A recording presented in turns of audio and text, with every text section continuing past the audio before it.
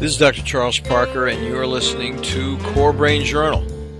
It's a place where I connect both fresh discoveries and interesting different perspectives from advanced mind science with the realities of real people and everyday life down on Main Street. Well, welcome aboard, folks. Dr. Charles Parker here one more time at Core Brain Journal. And, we have a series going on here, and we're so happy to have this gentleman, Ron Bittner, with us today. And by the way, welcome, Ron. We're pleased you came on board. Oh, we're really glad to be here today. So Ron is going to tell us, folks, about some themes that we have covered. He's going to be into, he has a structural approach to a kind of, if you will, rehab activity. And that's way too global. It actually diminishes it. But a way to actually deal with PTSD, and so many people are saying PTS, not PTSD, because they don't like the word disorder with it, and with brain injury. And we've got a whole page with vets on that. And Ron's got a different angle, which you folks will really love to hear. So take a moment here. I'm going to talk to you quickly about our two sponsors, and then we're going to introduce Ron and get into the details. So you listeners already know here how much we love the reality of data here at chronic traumatic encephalopathy at Core Brain Journal. It's funny when you start thinking about these things, it comes out automatically. But at Core Brain Journal, we welcome a new clinical friend and sponsor partner, Direct Health Access Laboratory. And with over 3 million studies, they get into the details, the molecular details, and they're deep leaders of experience with the big picture of measuring, for example, methylation, cryptopyrrole, and copper challenges. They do provide a global service with that molecular focus. Stay tuned. We'll more about them in just a moment. And the other folks that are sponsors for us, we are very pleased to also bring on board individuals who really practice detailed improvements of mind care in a structural way for children and teenagers who need a more structured environment and residential care. And that's the Barry Robinson Center here in Norfolk. They have a deep interest in fresh options to address the complexity of adolescent treatment failure, both nationally and internationally, and they are built TRICARE friendly. From personal experience, I know their work with families here in Norfolk, and we've shared a number of people, and we really think they're doing a great job, a truly different residential experience. Pardon me. More in a moment. So let me tell you a little bit about Ron here. He currently resides in San Diego, California. Thanks for coming all the way out to Virginia Beach to join us, Ron. You're welcome. He grew up in the East Coast near D.C., and he has a very interesting background that I'm going to actually ask him to say more about in terms of his personal background and his family. But I think the thing is, it's what he brings to the table is he is a business owner, a game developer, and a counselor with Gemini Games, which he's going to talk more about in just a moment. He's also a board member with the American Combat Veterans of War, and he's been counseling and mentoring young veterans dealing with PTS and stress for years now. So what happens is he's developed a system, a structure, and it's a 3D structure with a building game called NuBrix, NuBrix, and it's patent pending. And we're going to ask him to tell us more about it because he's had some very good success with it. And it really directly addresses an organic intervention for multiple neuro disorder challenges. So with that, go ahead, Ron, and tell us a little more about yourself personally. And let's get down and dirty with regarding what you're talking about here with building and neurodevelopmental challenges and stress, how that all works into a building game, please. Well, I tell you, it's thanks again, Chuck, for having me on. I'm really pleased to be here. And, leaving San Diego is okay today because we're up in almost 100 degrees. So oh my gosh. I don't mind going back east for a little bit. Yeah. Anyway, basically, my background basically is I'm prior military, U.S. Army, and my story almost starts coming back from a mission on a flight line in training. I land on the helipad, and I have a gentleman outside with a Harley with a sidecar on it. And he says, "Kid Ed Bittner, come on out. I got to take you to the company commanders." I'm saying, "Okay, what did I do?" Mm-hmm. So I get in the sidecar, and we rush off to the company area. And I get in, and my commander sits me down. He says, "Ken Bittner, your younger brother's in a coma." And he goes, "We're going to fly you out to D.C. Tonight, and you'll be able to be with your brother and family by tonight." So I flew out to D.C. My little brother was in Children's Hospital. He was 15 years old, and he was stricken with encephalitis of the brain. He was in a coma, was in that coma for, I think they said roughly 3 weeks. Wow. I had to leave, of course, through my flight training, but when it was all said and done, my brother came out of the coma, but he had short-term memory loss. So he could not communicate with us. He could only remember who we were. And so he smiled a lot, mumbled a lot, but he couldn't get anything out. Wow. So we would basically, as a young football player, so he's a tough little guy, but we didn't know how to really interact with him. It was like, God, what do we do now, So, we played cards, we threw the football, we would go for walks. But we never knew, were we generating any kind of movement for him to come back to us in a different way. And so that's really what started my journey. At that point, I had 3 children at that point, but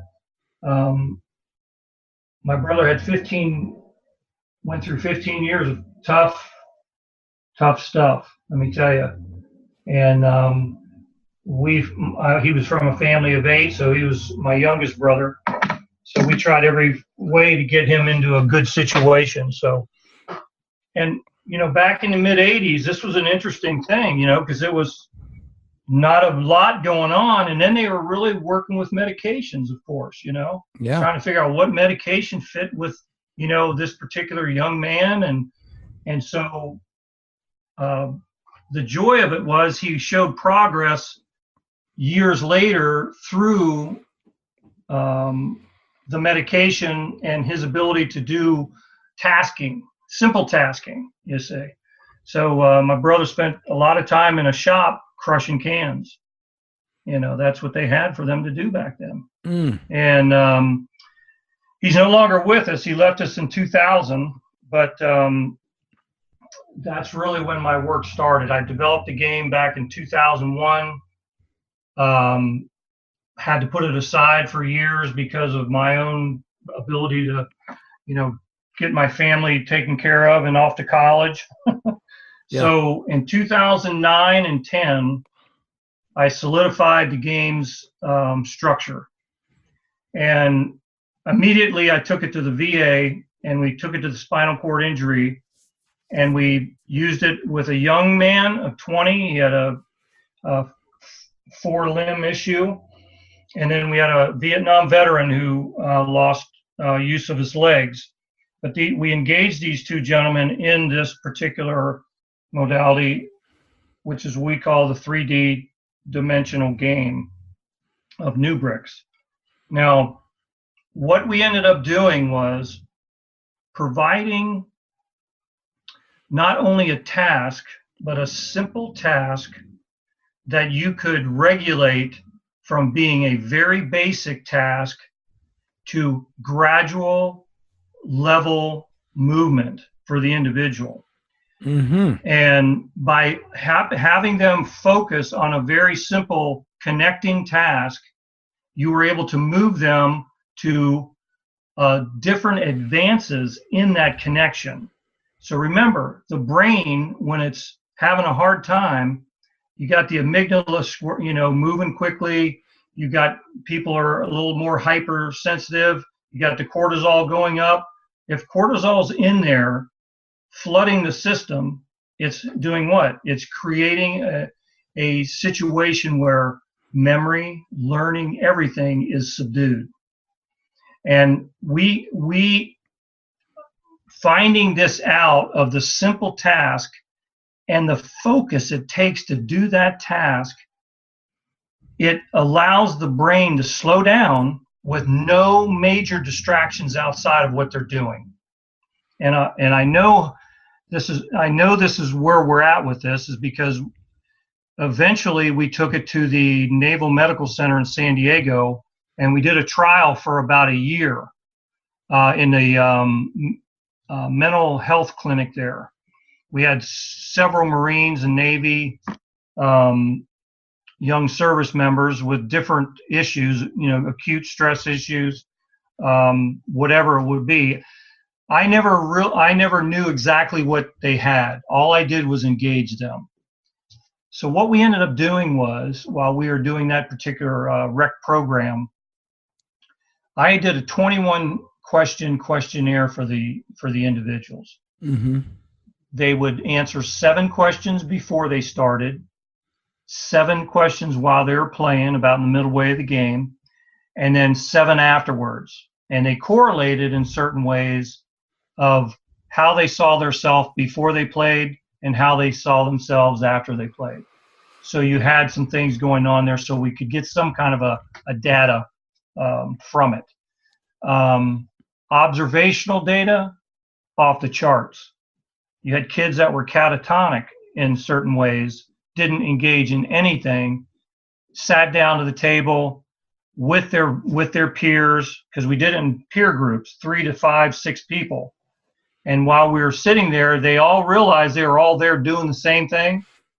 So as a rec therapy, it brought the walls down. Because, young people, even you and me, if we know something's wrong, and we know people have the ability to look at us and make decisions on our career and things like that, mm-hmm. we're going to be pretty closed-minded, or not minded, but closed off until we can, really assess the situation. That's what happens to a lot of these young people. Ron, I think a variable there is very often the smarter the person is, the more they don't want help, the more they're determined to do it by themselves. I've seen that happen repeatedly, because they have really excellent defensive systems. I really think I know more than you do about me, so let's just leave this alone. I'll take care of business. Right. But we had to figure out a way to get to them so they would drop their walls, so they would start to talk. So we walked out of some of those sessions with kids that wouldn't say anything to anybody, and they're sitting there shaking our hands saying, "Hey, thanks for coming," that kind of thing. Fantastic. I mean, total reversal. 180 degrees. I'd have the therapist crying sometimes because she knew the severity of some of these kids. Here's the thing we are finding. When you play this game, which is 3-dimensional, when I say that, you picture a mahjong or dominoes, anything that you build with small tiles. You're building structures with these. Couple things it does, it makes you have a spatial orientation in front of you, so you have eye-hand coordination for those patients that are having issues that way. A stroke victim or an elderly person with maybe dementia or something to that effect, they have to start using their eye coordination and in that particular environment. But also these other folks, when they're playing the game, they're doing it together. That has a lot to do with the therapy, because when you can do something together with somebody, they're carrying a little bit of the burden that you carry in a certain way. Yeah, it's very supportive. Absolutely. Yeah. So with that, you get to a point where you're showing them some basic things, and all of a sudden, about, let's just say 5-10 minutes into it, boom, you see the point of engagement. When you see them engaged, you know they're at it now, and now they're working it. And that is critical, because now all of a sudden they've engaged their brain to say, I can do something. I can do this. Mm-hmm. You see what I mean? Suddenly, it puts the dopamine in the game because they're excited now. All of a sudden, they're getting something to do that they can do, and they're getting it. You see? Yeah. Then anyway, go ahead. No, I mean, I'm getting excited about what you're talking about. I think there are audiences too, because you start thinking about mastery and you start thinking about how individuals who have a low self-esteem and they've given up hope and they're hopeless because all they see is the negative and they don't have a positive. Now, this is really quite superficial what I'm saying, but I think it's germane to what we're talking about. Definitely. Because if a person then has a certain measure of skill mastery, they have a skill, whereas previously they were out of skill because their brain wasn't working. That's right. Then they have a trip. There's something they can do, and then when they're in a group, others are going to appreciate that as well. So that's exactly right. Now let me ask you a question, though. Because my mind is still paused back on something you said, kind of quickly as you were introducing the concept of your experience with individuals, and tell me this, if you will, and what you know about it or what you speculate, doesn't matter. We just want to talk about it. The individual who was the Vietnam veteran who had paralysis, and my picture was that his legs were completely paralyzed. Is that correct? Yeah, that's right. And he was actually in a wheelchair. So. All right. So how does that actually, this is a natural question that a lot of people are wondering. You may not have the answer for it. I'm not putting you on the spot. I'm just trying to enlarge the conversation here a little bit because I think it would be of interest.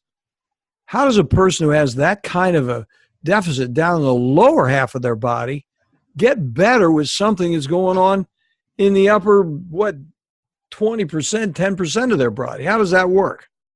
Well, just like you and me, we're doing something that is new and different, and we can master it.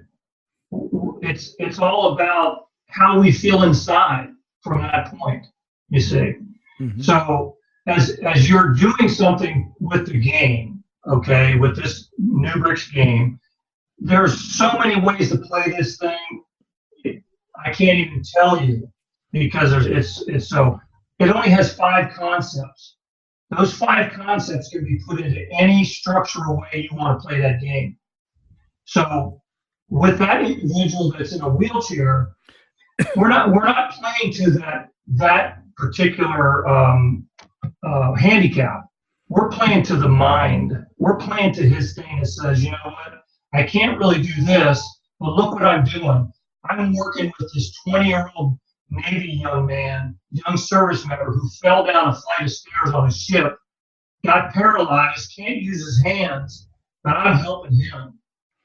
Okay, now Ron, you're fading a little bit in terms of your microphone. Okay, so can you hear me? Yeah. Okay. What happens is you're the same way I am. I don't know you personally, but I mean, we're the same.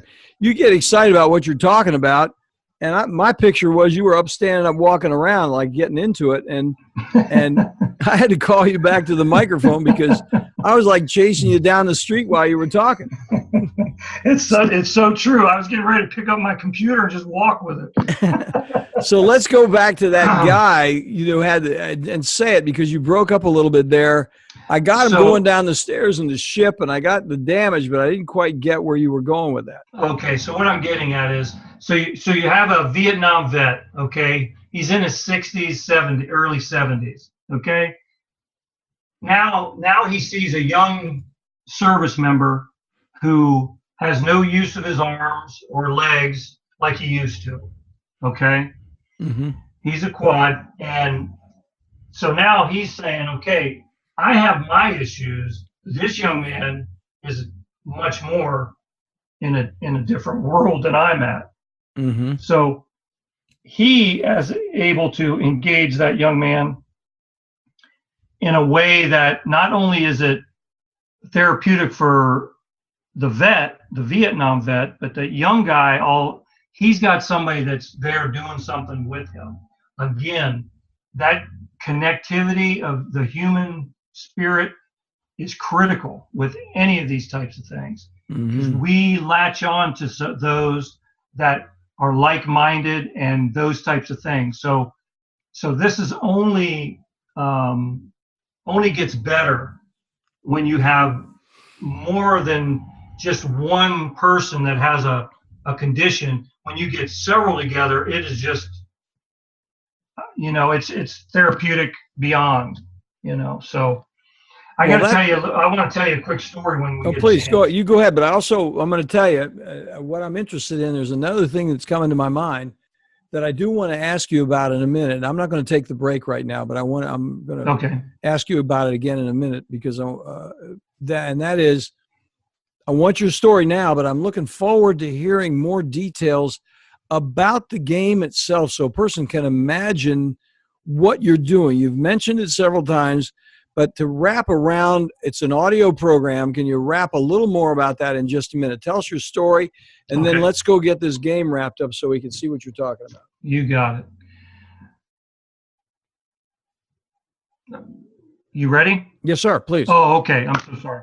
So basically what ended up happening is I go to a lot of different venues in San Diego County. And when I mean venues, I'll go to a mentally challenged home, or I'll go to a brain injury rehabilitation hospital, whatever it is. But certain things happen at these sessions that, golly, if you just saw it, you'd be going, whoa, that's a God moment, Mm-hmm. So I have six women age of 21 and over playing one of our NuBrix games. They're engaged in playing a game where it's a structural game in the center of the table. So these women are all mentally challenged in whatever way and difficulty they have. One of the women has cerebral palsy, though. So she's curled up on her chair with her hands to her chest, and she's watching everybody else actually engage and play the game. Well, the girl next to her kept putting her piece on for her because of her condition, right? So we're going around. We get about halfway up the game being structurally made. The girls are putting all the pieces in and laughing, and all of a sudden it comes to the girl with the cerebral palsy. It's her turn. She drops her hands onto the table flat, stands up, puts her hand to the girl next to her like, don't you do it, I'm going to do this. She stands up, picks her puzzle piece up, her NuBrix piece, places it on the game exactly where it needed to go, better than you and I, with no hesitation. Put it in position. She sat right back down, and her hands went right back up to her chest. Oh, my gosh.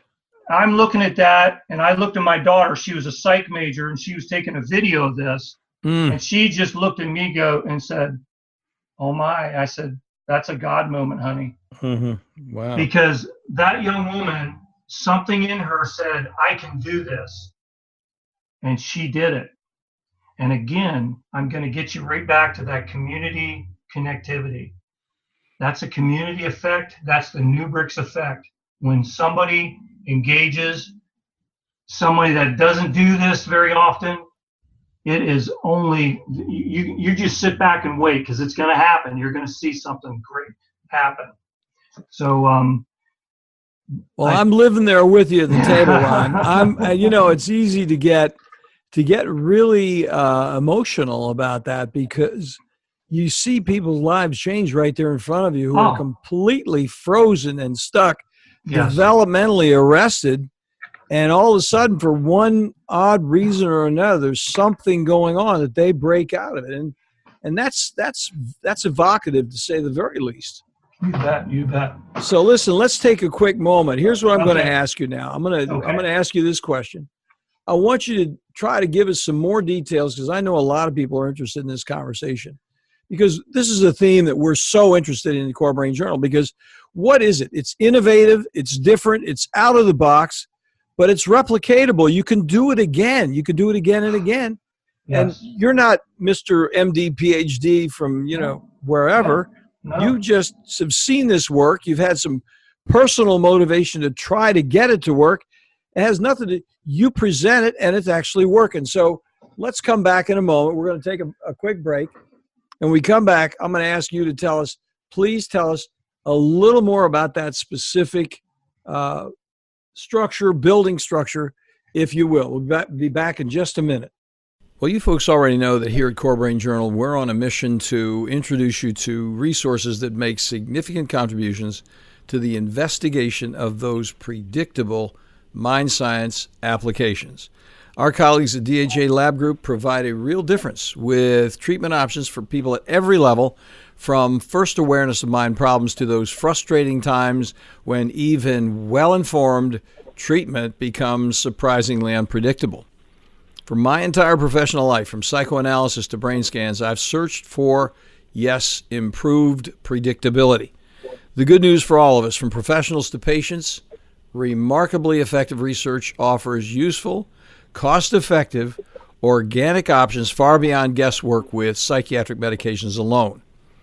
DHA lab tests measure unbalanced biomedical details through easily available testing, now available globally for a variety of molecular answers from, for example, methylation, copper, and cryptopyrrole challenges. Check in for more details at dhalab.com core. That's dhalab.com/core.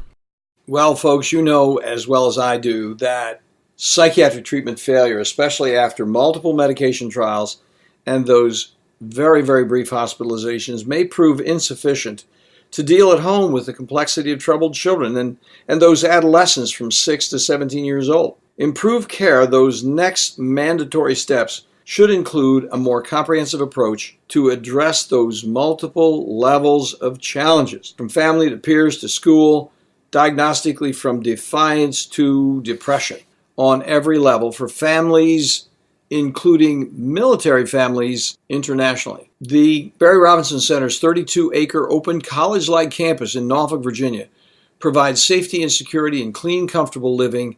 How do we know? We refer folks over there all the time, strongly endorse what they're doing.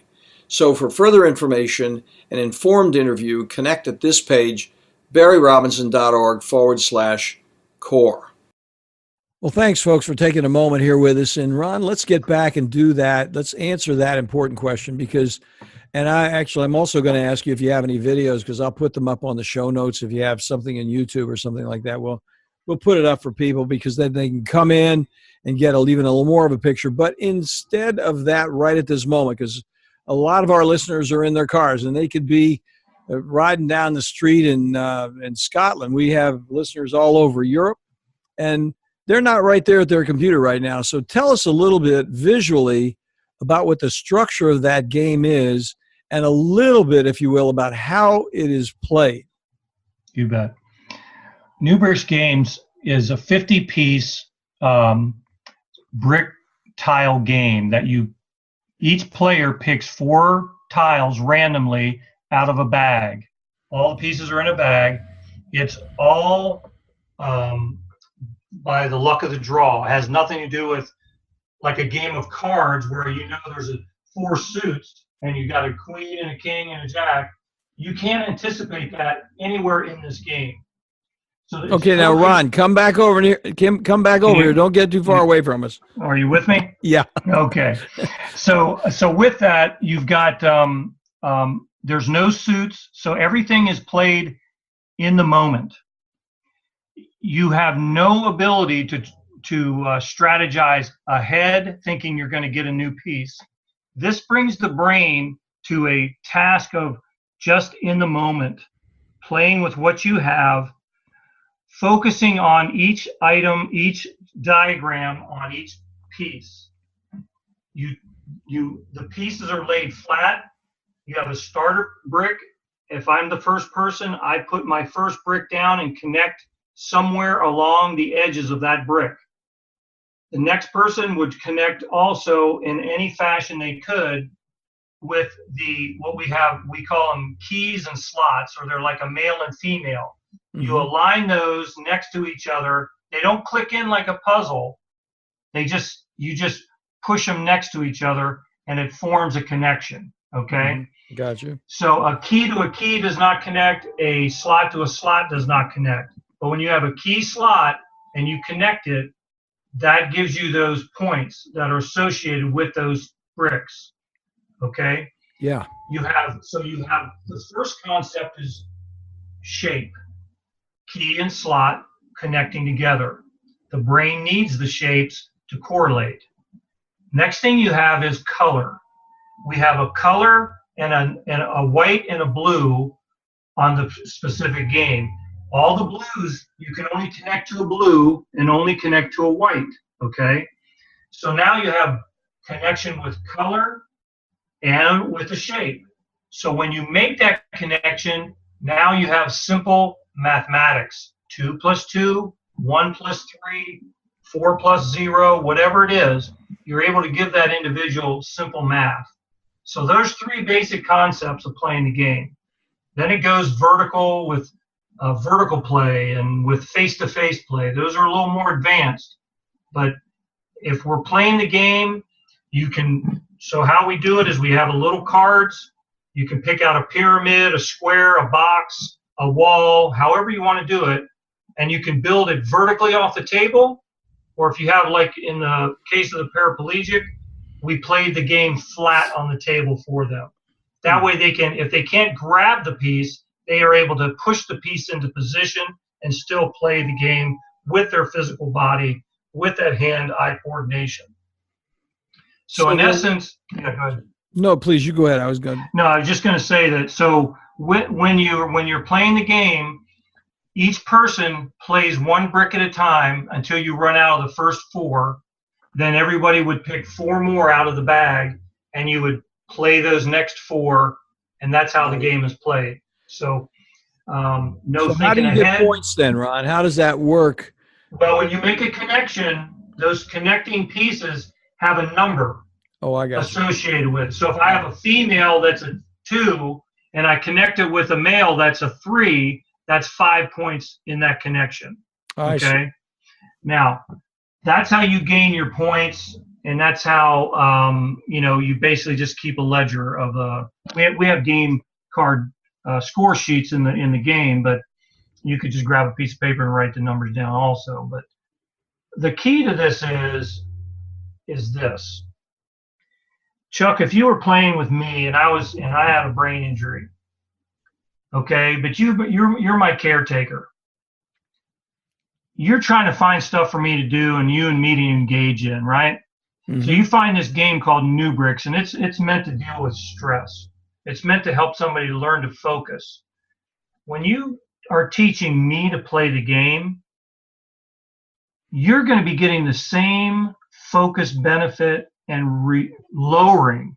So it not only gives the patient the modality, but it gives the caregiver modality. That is a heck of a point. That is a very, very. Now think of our service members who come home with PTS, and their wife has 2 little kids, 4 to 6, whatever the age is, teenager, doesn't matter.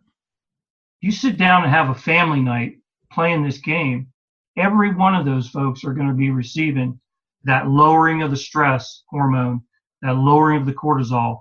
They're looking at each other, playing a game together. This isn't just a regular game.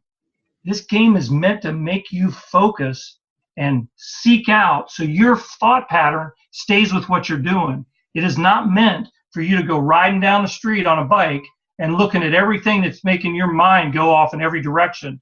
It is making you focus. And when you focus, you're still having fun, you're building a structure, but you're not going off into those places that you don't want to go, especially with PTS. I mean, that is so interesting and you said that within the first or second sentence of our discussion. Yeah. Because everybody is trying to figure out how to bring the family in and be supportive and connect individuals who are in. I gotta tell you, I work with San Diego State University, the therapist school there, the physical therapist school. I met up with the Dr. Rosalia Aurello. Mm-hmm. She heads up the department there. Last year, I did like a 20-minute intro of NuBrix to her class. And she wanted to have me back. But about a month or so later, I get a phone call from her. She says, Ron, she goes, I have a young man who's in my class. He remembered your game. He just had an older brother that drowned and was out for 4 to 6 minutes, came back, and it's just not his self, but can you get him one of the games so he can work with his brother? I said, sure. I met with his brother at Starbucks. I showed him how to play the game. He took it home, worked with his brother, but you know what the crazy thing about it was? His brother got better. But the mother, when the boy that was in her class graduated just this past May, she saw the family. She saw the mother. And you know what the mother said?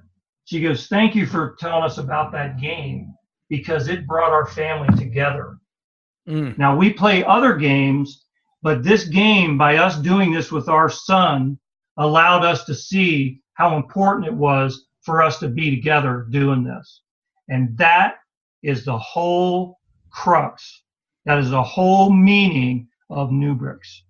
I wanted to give family, friends, the ability to give their loved one the ability to see progress, to be able to give them something they could see they were helping. I was trying to empower, and this is what this game has done to these folks.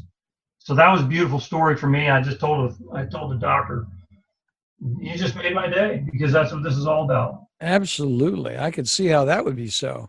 Yeah. And I think the issue of it's certainly the family is there and the meaningful relationship with the family. But I think it's interesting how a caretaker who would be quite naturally somewhat more distant than the family can also be brought into the process and actually have a more positive experience with that individual when they play that game. Now, you've got my curiosity. Let me ask you this question, which is a completely non-psychological question. This is a business question. Okay. I rehearsed this with you. Okay. This isn't something about me selling your product, but I think if somebody wants to buy it, they need to know how to do it. I mean, is it available at Amazon or what's It is. It is. We just, believe it or not, I just put it on Amazon about a month and a half ago. Kind of slow because, Amazon, everybody else and their brother, whoever's there first. But you can also buy it on the website. If you go to my website, NuBrixGames.com, you can get it on the website, but you can also surely go to Amazon, and it would be under NuBrix Games. So that's NuBrix Games, folks. It's with an X on it. That's correct. You misheard it. And so there are other ways to get it. So then, but you don't need any instruction. The instructions are in the box. There's no technique involved. It's really, here's the plan, and here's how you do it. You don't have a separate set for that vertical game structure, or there are different games? No, basically the instructions come in and it gives you specifically how to engage the pieces. So it's very simple in that respect. I have a couple videos on YouTube. It's under an older name. The game, we just rebranded it this year to NuBrix, but it used to be called Bit by Bit Games. So if you went to YouTube and typed in www.bitbybitgamer.com, these would come up. Okay. And I'm also currently I am working on instructional videos to give like 1 or 2 move instructions to elevate different, a caregiver or family member or even the individuals, so they could watch and say, oh, okay, you can do it that way. So I'm doing those type of videos also. They'll be on the site within the next month or so. Well, it's terribly interesting, and that connection that I was talking with you about offline beforehand, and I don't want to preempt anything, so I'm not going to get into it on the public level, but that is an absolutely imperative connection for you to make, and I'll make it happen for you, and because the two of you guys would get along very well, and I hope that it helps you along your way, because the gentleman that I was talking about is very influential in that community and would see a lot of opportunity there. So I'm going to just add one more thing here, and if I have a minute. Please. So as a board member for American Combat Veterans of War. Bill Ryder is our leader. Bill has several Vietnam veterans in his roundtable, and some Silver Star recipients, and these are caisson men that endured the siege there. But what we do is we provide some of the safe warrior meetings, but the one thing that I really love to do too is the San Diego County Sheriff's Department Detention Center formed a program that takes incarcerated veterans, separates them from the main contingent, puts them in 2 separate modules, and they are there, and we walk in there as mentors for them. And one of the things I do, though, is I provide a stress class for them, a stress reduction class. Every one of those inmates in there knows how to play NuBrix. They understand what it is, because they know that when they sit down with 4 guys at the table anyway, so they sit there and we'll play a game, but we can play tournaments. I got guys in each mod, 30 to 40 guys playing a tournament, and then the winners play each other. So the point I'm trying to make is this isn't just for 4 or 5 people. No, we lost you right there. You can play a tournament with this game with several individuals. So I'm working on trying to get to the VA and get into their program with several of their folks there. So it's something we're looking into and trying to get the right connections. I mean, it sounds terrific. It really does. And it sounds like an enormously important contribution. And I really appreciate you taking the time to come in here and talk with our team about it, because Thank you. This has application down in grade school level. I mean, you think about what's going on with individuals who have, I mean, if they made it a prescription for bullies in the grade school and say, look, buddy, you have been a real hothead. We're going to just get you to go in and play this game. I would imagine it'd be significantly helpful for them. You know, couple things. I've been to elementary schools where I had 2 things. The 5th grade teacher got together with a 6th grade teacher, and they brought the kids together, and we had kids come together, and what they did was they segregated the class into 4 individual groups, or 4 people to a group, higher learning children with lower learning children. It helped facilitate the situation. Teachers were able to see what's going on, doing some assessment of the kids playing. That was a normal regular school. Another situation is I do after school programs for local communities in the inner city and some of the different places. With the diversity of the kids, it's a win-win, because these kids are playing with each other. They're doing something that's fun, because we do a lot of what we call speed games with them. Instead of just doing a connecting game, we make them do a speed game, like maybe build a pyramid super fast and everybody puts one in or something. But what we found is the kids are enamored with doing something that challenges them on a building level. And it's not just playing basketball, but when they're doing something to this, building a structure. I tell you, one of the first times I did, I had a 7-year-old girl in the group. She built this one game that everybody was trying to build. She built it by herself better than any of the older kids. So I mean, it's inherent for all types of learning, I guess, is what I'm trying to say. Yeah. That's so anyway. Well, it sounds fantastic. Now I'm going to have you close. We talked about your website there. I think just to repeat that, but there's one other thing I'm going to ask. Sure. And I'm going to ask you publicly, not to put you on the spot, but do you have a PDF that we could run out on our show notes that a person could download that tells us something about it, so they could sort of take home and read it? Because we try to approach these solutions in a variety of different ways. Do you have a PDF or any kind of instructional material like that?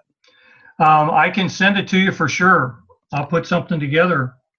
Yeah, I mean, if you just, even if it was like a 4-page, here's what you do, then that would have a chance. It would be good for you, for your business, but also give people a shopping opportunity to really assess the value for them and their family. Right. You just say, hey, well, we heard him. Sounds interesting. Let's see if we can learn a little more about it before we do anything with it. I think it might be an additional way to get the word out for you. You bet. You bet. No worries. Okay.